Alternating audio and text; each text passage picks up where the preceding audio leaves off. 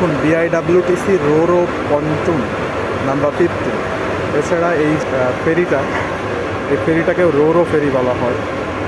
কখনো কি ভেবে দেখেছেন যে আসলে রোরো মিন কি, অর্থাৎ রোরো অর্থ কী? রোরো অর্থ হচ্ছে রোল অন রোল অফ, অর্থাৎ এই ভেজেলগুলো একটু বিশেষভাবে ডিজাইন করা যেন চলন্ত কার্গো, অর্থাৎ চাকা আছে এমন কার্গো, সেটা যে কোনো যানবাহন হতে পারে, বাস, ট্রাক, কার, মোটরসাইকেল, এরা লোড অন এবং অফ হতে পারে, সেজন্য এটাকে রো রো বলা হয়। বিশেষ করে ফেরিগুলোকে রো রো বলা হয় কারণ ফেরিতে বিল্ট ইন র্যাম্পস থাকে।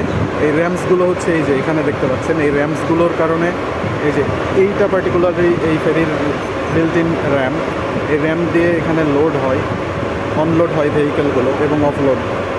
সেইখান থেকে আসলে রো রো অর্থাৎ রোল অফ রোল অন ফেরির নামকরণ করা হয়েছে।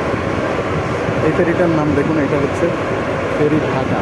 ওখানে ভাষা শহীদ বরকত আছে, আর আমি যেটাতে আছি এইটার নাম খানজাহান আলী, এবং ওখানে আরেকটা দেখছিলাম সেটা ছিল, দেখুন আমাদের ফেরিটা এই স্থানটাতে এখানে এর যে র্যাম্প আছে সেই র্যাম্প দিয়ে